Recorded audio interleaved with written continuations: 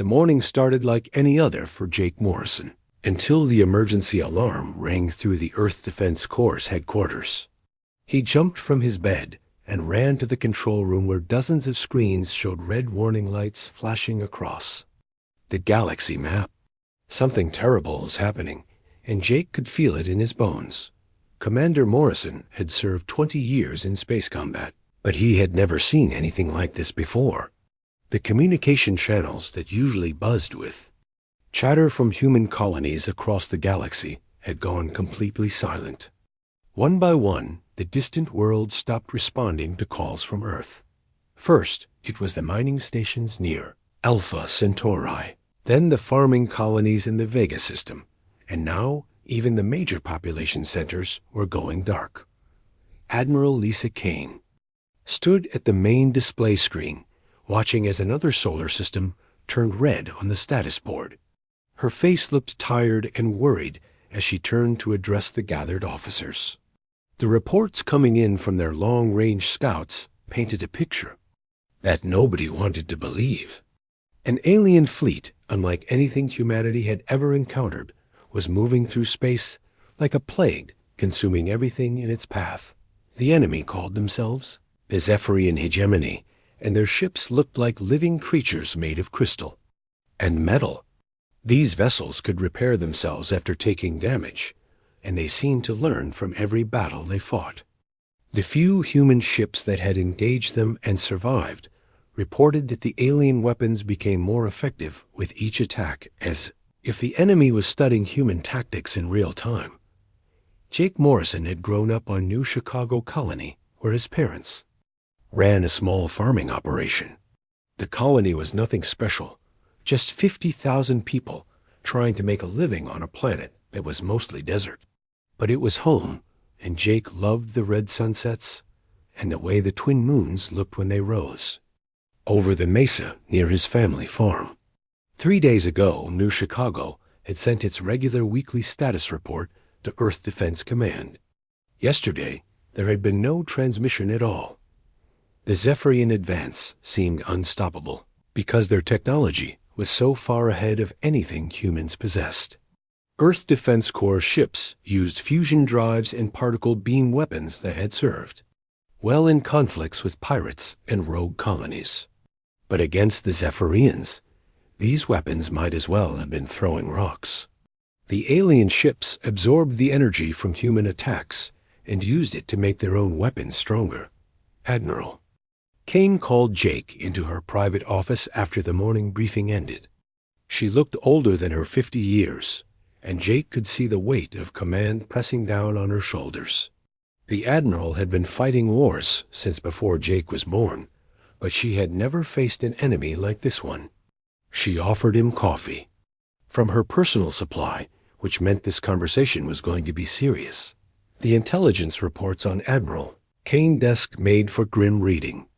The Zephyrian fleet consisted of hundreds of ships, each one capable of destroying an entire planet.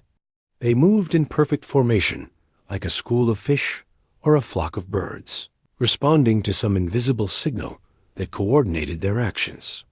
Human military analysts had tried to find patterns in their movement, but the aliens seemed to anticipate every strategy that Earth forces attempted. Jake Morrison's reputation in the Defense Corps was built on his ability to think differently than other commanders. During the Belt Wars, he had used asteroid mining equipment to defeat a pirate fleet that outgunned his squadron 3-1. When smugglers started using cloaked ships to avoid patrols, Jake had figured out how to track them by monitoring their gravitational signatures. Other officers called his methods unorthodox, but they worked when conventional tactics failed. Zephyrian conquest followed the same pattern on every world they attacked. Their scouts would arrive first, mapping the planet defenses and studying the military response.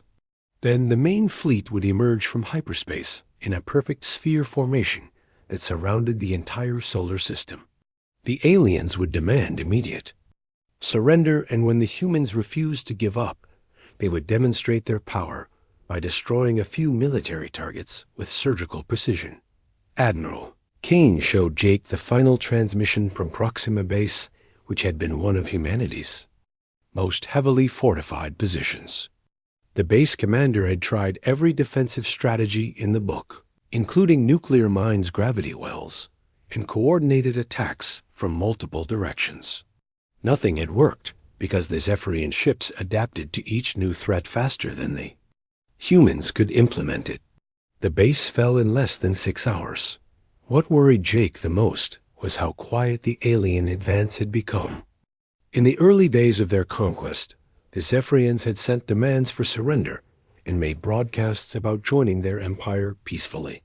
Now they simply arrived, destroyed all resistance, and moved on to the next system without any communication at all. It was as if they had decided that humans were not worth talking to. The few refugees who had escaped from attacked colonies told similar stories. The Zephyrian ships would hover over population centers for several hours, scanning everything with beams of colored light. Then landing craft would descend, and strange machines would begin converting the planet's infrastructure for alien use. The humans were not killed, but they were not allowed to leave either. They became workers in factories that produced materials. For the Zephyrian war machine, Jake Morrison spent his evenings studying the tactical reports from every engagement between human and Zephyrian forces. He filled notebook after notebook with diagrams and calculations, trying to find some weakness in the alien strategy. The Zephyrians were methodical and efficient, but Jake began to notice that their very strength might also be their weakness. They relied completely on their ability to adapt and learn from their enemies. The problem was that every human commander who had fought the Zephyrians had used standard military doctrine. They had tried to outfight the aliens with better weapons or outsmart them with clever tactics. But what if someone tried something completely different? What if instead of trying to match the aliens' sophisticated technology, someone used methods so primitive that the Zephyrian adaptive systems could not understand them? Admiral Kane's final briefing of the day brought news that the main Zephyrian fleet was only 3 weeks away from Earth. The aliens were moving slower, now taking time to consolidate their conquests and build supply lines. But their advance was as inevitable as the sunrise, and Earth had no allies left to call for help. The human race was about to face extinction, and their most advanced weapons had proved useless against the enemy. Jake Morrison left headquarters that night with a crazy idea forming in his mind. The Zephyrians had defeated every human fleet by learning from their attacks and developing perfect countermeasures. But what would happen if they encountered weapons so simple and primitive that their sophisticated computer systems could not categorize them? It was a desperate plan, but desperate times called for desperate measures, and Jake Morrison was ready to risk everything on one last gamble. Admiral Kane gathered all remaining fleet commanders in the deep underground bunkers beneath Colorado Springs, where Earth Defense Corps had built their most secure command center. The concrete walls were 3 meters thick and designed to survive direct nuclear strikes, but everyone knew that Zephyrian weapons could probably punch through them like paper. The meeting room felt like a tomb, and the faces around the table looked like men and women attending their own funeral. Captain Amy Rodriguez stood at the front of the room with a holographic display showing the current tactical situation. Her voice remained steady despite the hopeless numbers she was presenting to the assembled officers. Earth had 237 combat vessels remaining from a fleet that had once numbered over 800 ships. The Zephyrian advance force contained 700 vessels each, one more powerful than anything humanity had ever built. Jake Morrison sat in the back corner of the room listening to the strategic discussion while his mind worked on a completely different problem. The other commanders were talking about defensive positions and evacuation routes, but Jake was thinking about the nature of adaptation itself. The Zephyrians had become masters of learning from their enemies, but that very ability might contain the seeds of their own destruction. The official plan that emerged from 6 hours of debate was essentially a coordinated last stand designed to buy time for civilian evacuations. Admiral Kane would position the remaining fleet in 3 defensive groups around Mars-Jupiter and the asteroid belt. Each group would fight a delaying action against the Zephyrian advance, while transport ships carried refugees to the outer colonies, where they might have a chance to survive. Captain Rodriguez presented intelligence analysis showing how Zephyrian tactics had evolved during their conquest of human space. In early battles, the aliens had used brute force, overwhelming human defenses with superior firepower. As they encountered more sophisticated resistance, they began adapting their weapons and shields to counter specific human technologies. By the time they reached the core worlds, their ships had become perfectly optimized killing machines. Morrison raised his hand during the question period and asked about captured Zephyrian technology. The few intact alien devices that human forces had recovered showed incredible complexity with biomechanical components that seemed to think and learn on their own. But Jake noticed something interesting in the technical reports. The alien systems always adapted in predictable ways, following logical patterns that could be analyzed and understood. Admiral Kane announced that volunteers would be needed for suicide missions, designed to gather more intelligence about Zephyrian capabilities. Several officers immediately stepped forward, including Jake Morrison, who had been thinking about exactly this kind of opportunity. But his plan was different from what the Admiral had in mind. He did not want to gather intelligence. He wanted to test a theory that could either save humanity or get him killed in the most spectacular way possible. The meeting broke up after midnight, with orders for each commander to return to their ships and prepare for the final battle. Jake Morrison lingered in the briefing room, studying the holographic displays and thinking about everything he had learned during months of analyzing Zephyrian combat footage. The aliens were incredibly sophisticated, but sophistication could sometimes be a weakness if your enemy refused to play by the same rules. Jake approached Admiral Kane as she was gathering her papers and made an unusual request. He wanted permission to take his ship, the USS Defiance, on a solo reconnaissance mission into Zephyrian-controlled space. He claimed to have identified a potential weakness in their formation protocols, but he needed to test his theory under actual combat conditions. Admiral Kane looked skeptical, but Jake had earned enough credibility during his career to get a hearing. The USS Defiance had been Jake Morrison's command for 3 years, and he had modified it extensively during that time. The ship started life as a standard Excelsior-class cruiser, but Jake had rebuilt the weapon systems and added experimental equipment that existed nowhere in official military databases. His crew of 12 specialists had worked with him long enough to trust his judgment, even when his plans seemed completely insane. Jake spent the next week in the Defiance engineering section working with his technical team to implement modifications that would have horrified a normal starship designer. They removed the sophisticated particle beam weapons and replaced them with simple chemical explosive warheads. They stripped out the advanced targeting computers and installed basic mechanical systems that could be operated manually.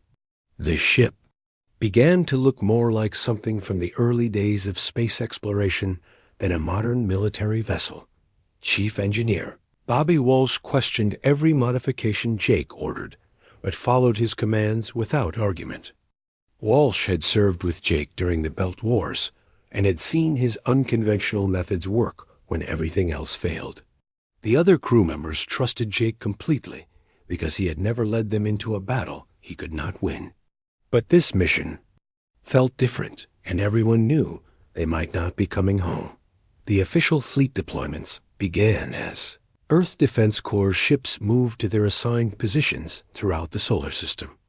Admiral Kane established her command post on Luna, where long-range sensors could track the approaching Zephyrian fleet. The enemy was still 2 weeks away, but their energy signatures were already visible on the most sensitive detection equipment. The aliens made no attempt to hide their approach because they had never encountered resistance they could not overcome. Jake Morrison filed his mission plan with Admiral Kane headquarters, but kept the real details secret from everyone except his immediate crew.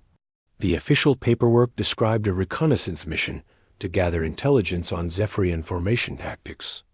In reality, Jake was planning something that military historians would either call the most brilliant tactical innovation in human history or the most spectacular suicide mission ever attempted.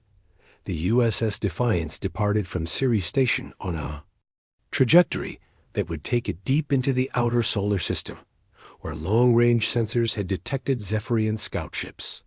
Jake Morrison crew worked in absolute silence as they made final preparations for what everyone understood might be their last mission together.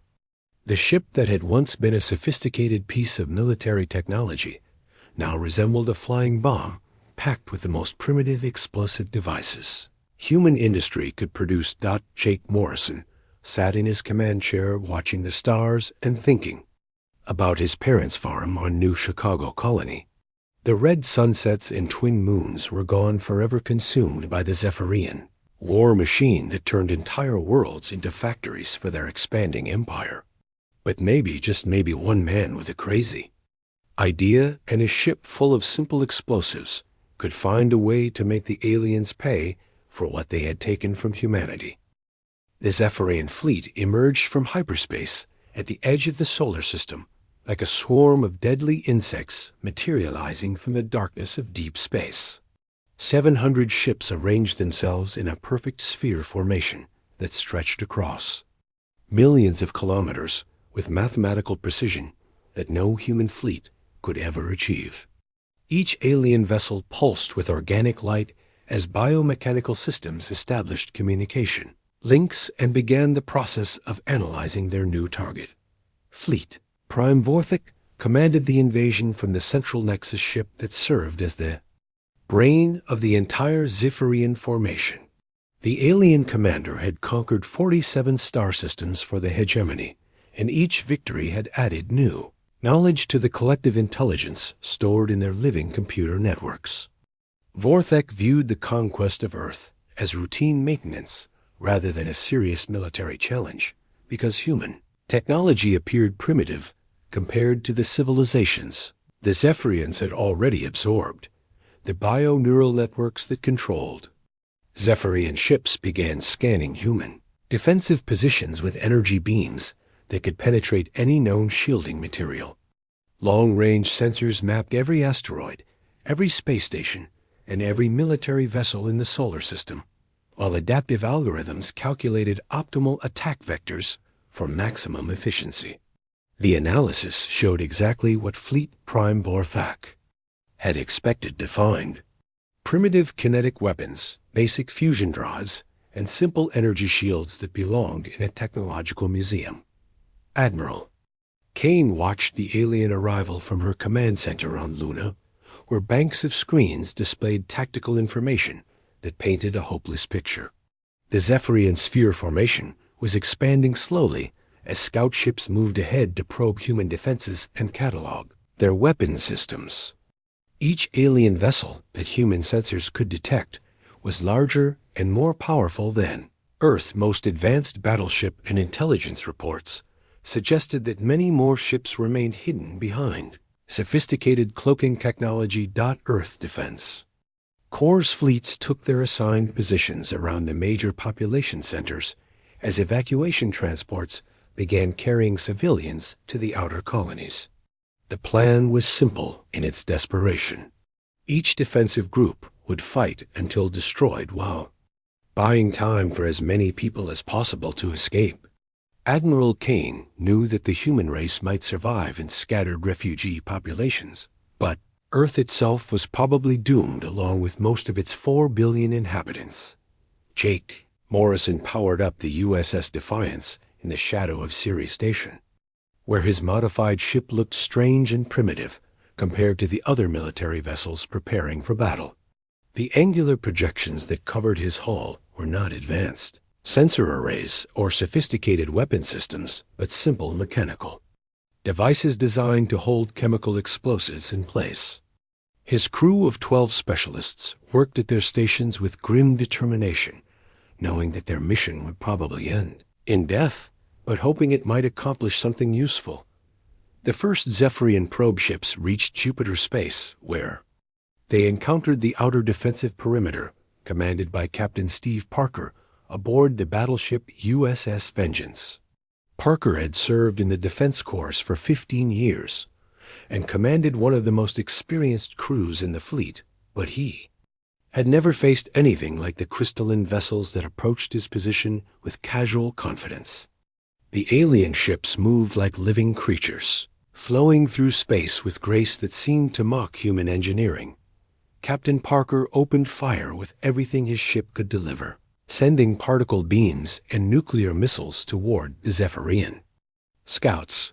The initial salvo scored direct hits that should have destroyed any known spacecraft, but the alien vessels simply absorbed the energy and used it to strengthen their own defensive systems. Within minutes, the Zephyrian ships began returning fire with weapons that seemed to anticipate human tactics before the humans could even implement them. The battle near Jupiter followed exactly the pattern that Jake Morrison had predicted based on his analysis of previous Zephyrian engagements. Human ships scored early hits against targets that appeared vulnerable and watched in horror as the alien vessels adapted to their attacks in real time.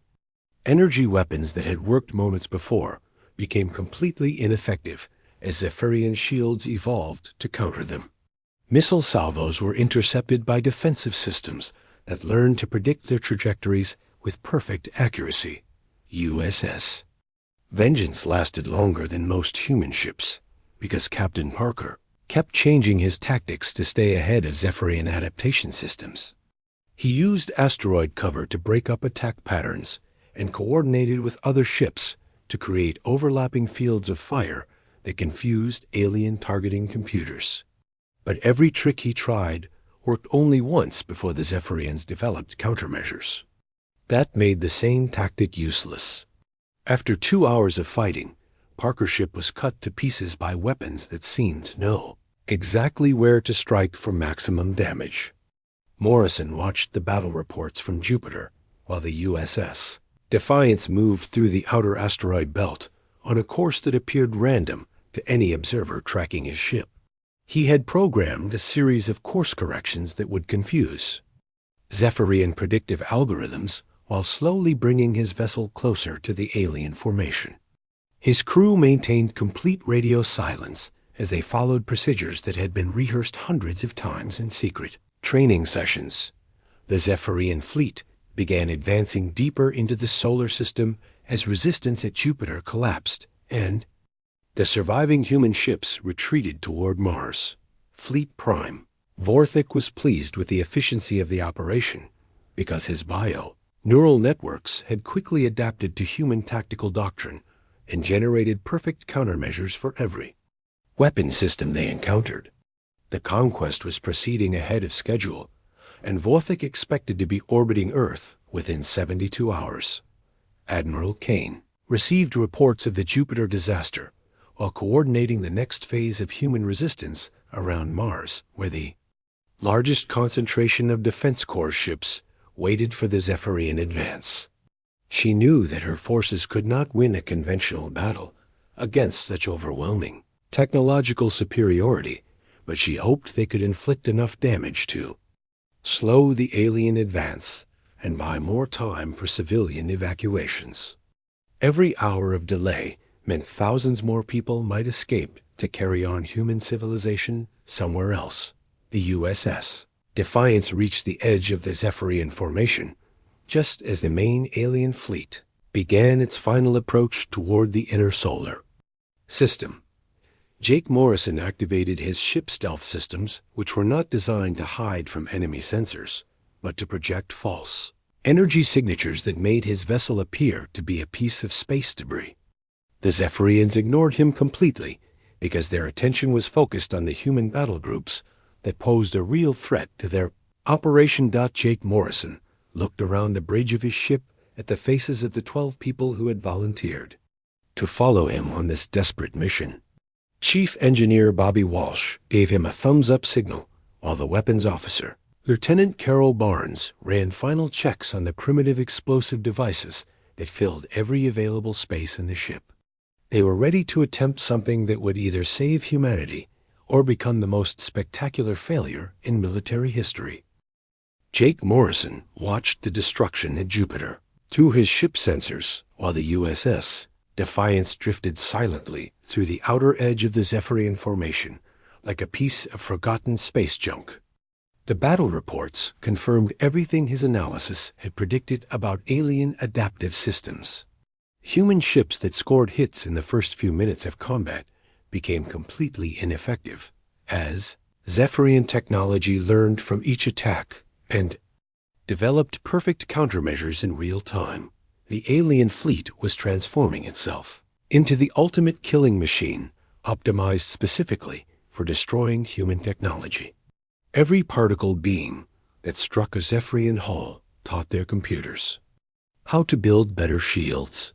Every missile that exploded against their armor showed them how to improve their defensive systems. The Zephyrians were not just winning the battle, they were evolving into something that could never be defeated by conventional human warfare. Fleet. Prime Vorthik observed the Jupiter engagement from his command nexus with satisfaction that bordered on boredom.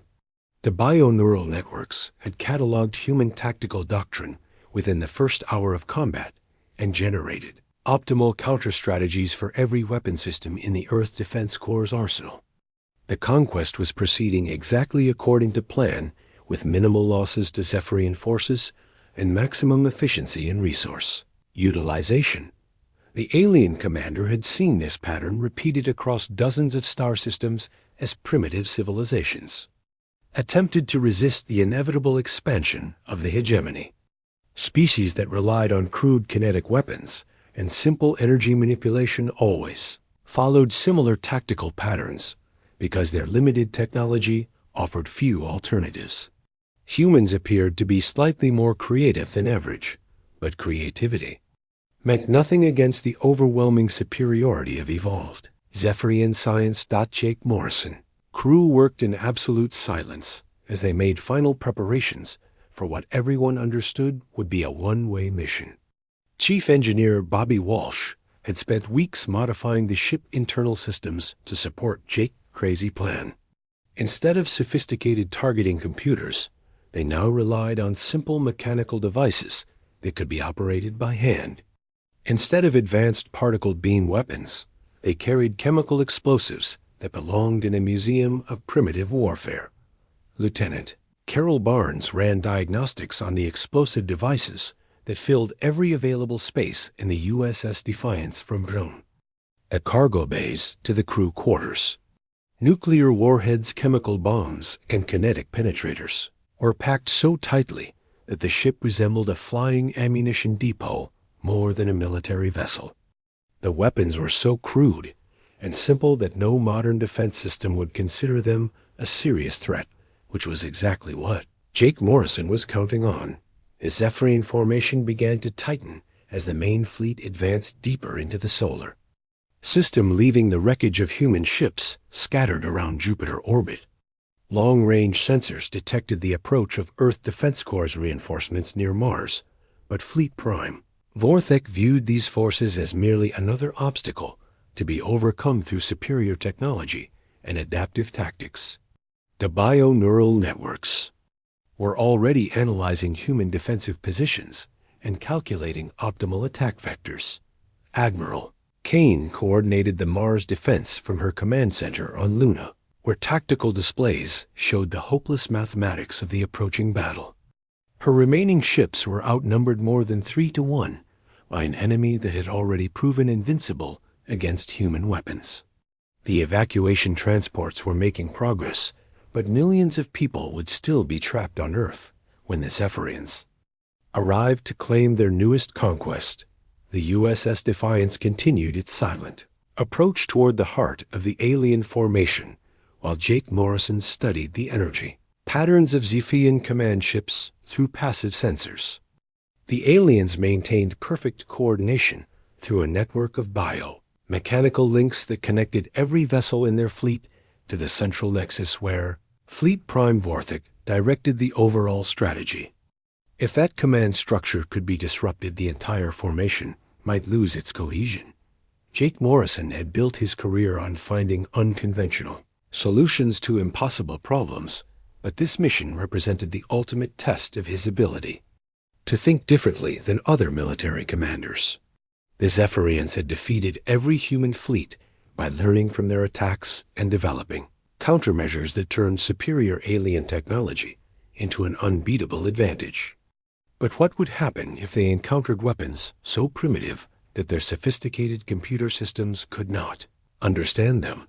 The alien adaptive systems were designed to analyze energy patterns and technological signatures, then generate appropriate defensive responses based on accumulated knowledge from thousands of previous battles. Chemical explosives produced chaotic energy signatures that followed no logical pattern because they relied on molecular reactions rather than controlled energy manipulation. Nuclear devices created massive but simple bursts of radiation that sophisticated defense systems might dismiss as natural phenomena rather than deliberate weapons. Lieutenant Barnes reported that all explosive devices were armed and ready for simultaneous detonation, while Chief Engineer Walsh confirmed that the ship propulsion systems had been modified to channel maximum thrust toward the Zephyrian command nexus. The USS Defiance had become a guided missile disguised as a derelict spacecraft carrying enough primitive firepower to level a small city. The question was whether Jake Morrison could get close enough to the alien command ship before the Zephyrians realized what he was attempting. The Mars battle began as Zephyrian advance scouts encountered the second line of human defense, where Captain Tony Miller commanded a squadron of heavy cruisers that represented some of Earth's most powerful remaining warships. Miller had studied the Jupiter engagement and tried to implement new tactics that might confuse alien adaptive systems, but the results were depressingly familiar. Human weapons worked briefly before Zephyrian technology evolved to counter them, leaving the defending ships helpless against increasingly sophisticated alien attacks. Jake Morrison activated his ship maneuvering thrusters and began the final approach toward Fleet Prime Vorthik command nexus, while the battle at Mars provided distraction for his infiltration attempt. The USS Defiance moved with the slow, deliberate motion of space debris caught in gravitational currents, while its primitive, explosive payload remained hidden behind false energy signatures that made the ship appear harmless to Zephyrian sensors. Moment of truth was approaching as Jake Morrison prepared to test whether human ingenuity and primitive technology could somehow triumph over the most advanced military force in the galaxy. His crew took their positions at manual control stations while the modified ship systems powered up for what would either be the most brilliant tactical victory in human history or the most spectacular failure ever recorded. Either way, Jake Morrison was ready to find out if sometimes the old ways really were the best ways. Jake Morrison reached the heart of the Zephyrian formation just as the alien fleet prepared for its final assault on Mars, where the last major concentration of human ships waited in desperate defensive positions. The USS Defiance had traveled undetected through the enemy formation for 3 hours, disguised as harmless space debris, while its primitive explosive payload remained hidden from the sophisticated sensors that monitored every aspect of the battle. Fleet Prime Vorthik felt confident that the conquest would be completed within hours as his bio-neural networks finished analyzing the defensive arrangements around Mars and generated optimal attack strategies. The human ships were positioned exactly as predicted using standard military doctrine that the Zephyrian computers had already categorized and countered. There would be no surprises because primitive civilizations always followed the same tactical patterns when facing superior technology. The alien command nexus pulsed with organic light as thousands of mechanical systems coordinated the movements of 700 warships that moved through space with perfect synchronization.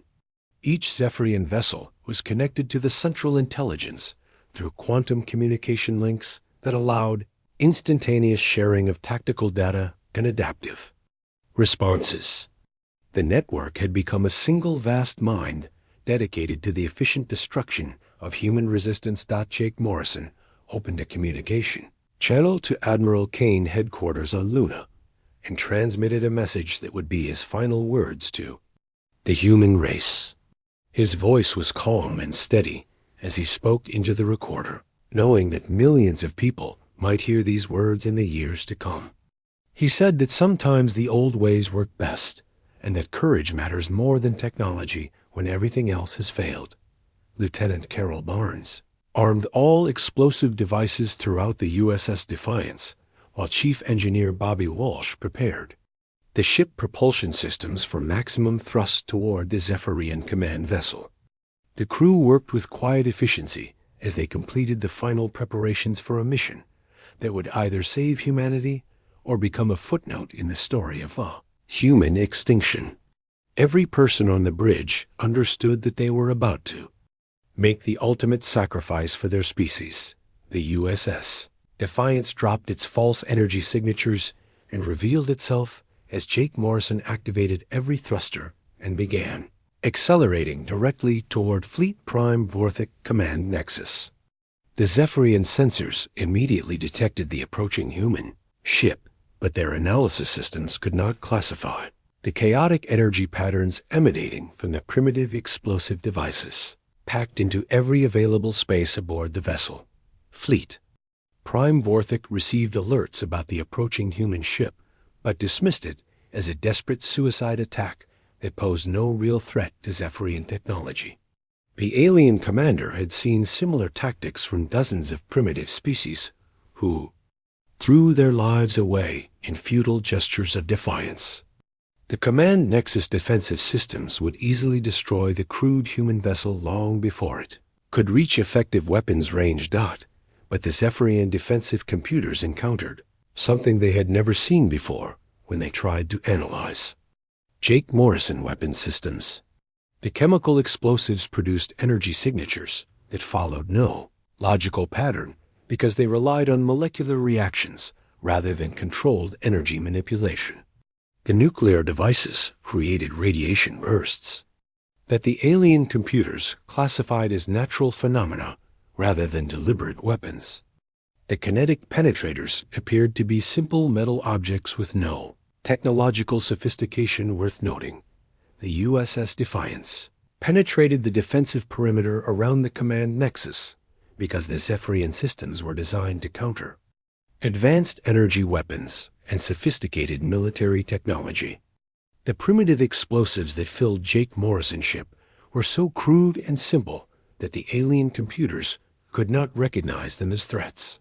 The adaptive algorithms that had made the Zephyrians invincible against human particle beams and nuclear missiles were completely useless against weapons that belonged in a museum. Jake Morrison looked around the bridge of his ship one final time at the faces of 12 brave people who had volunteered to follow him on this impossible mission. Chief Engineer Bobby Walsh saluted from his position at the manual controls, while Lieutenant Carol Barnes gave a thumbs-up signal from the weapons station. They had done everything possible to give humanity one last chance, and now it was time to find out if courage and ingenuity could triumph over superior technology. The USS Defiance reached point-blank range from the Zephyrian command nexus before Fleet Prime Vorthic realized what was happening. The alien commander tried to activate emergency defensive systems, but the bio-neural networks could not generate countermeasures for weapons they could not understand or classify. Jake Morrison detonated every explosive device simultaneously, turning his ship into a massive directed explosion that struck the command vessel with the force of a small nuclear weapon. The destruction of Fleet Prime Vorthic command ship sent shockwaves through the entire Zephyrian formation as the bio neural networks that coordinated their adaptive systems suddenly lost their central control node.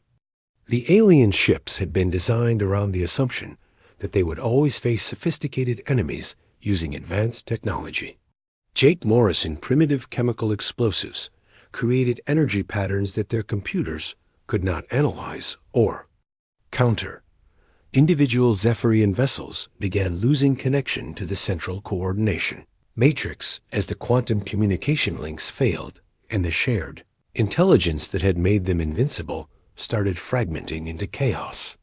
Ships that had moved in perfect formation for months began drifting out of position as their biomechanical systems tried to reestablish contact with a command structure that no longer existed, the adaptive algorithms that had been the Zephyrians. Greatest strength became their fatal weakness as conflicting protocols cascaded through the fleet. Ships began targeting each other as their weapon systems identified nearby vessels as unrecognized threats. The sophisticated technology that had conquered 47 star systems turned against itself as the alien fleet tore itself apart in a frenzy of friendly fire and system failures. Admiral Kane watched in amazement from her command center on. Luna, as the most powerful military force in galactic history, destroyed itself through the simple act of one man with a ship full of primitive explosives. The Zephyrian formation that had seemed invincible just hours before was now scattered, wreckage drifting through space as the few surviving alien ships fled the solar system in complete disorder. The news of Jake Morrison's sacrifice and the miraculous victory spread through human space faster than the evacuation ships could carry refugees to safety. Colonies that had been preparing for extinction began celebrating instead as word reached them that Earth had been saved by the most unlikely hero imaginable. The galaxy learned that day that humanity's greatest strength was not their technology, but their ability to find solutions when conventional wisdom failed, and that sometimes courage and creativity matter more than superior firepower.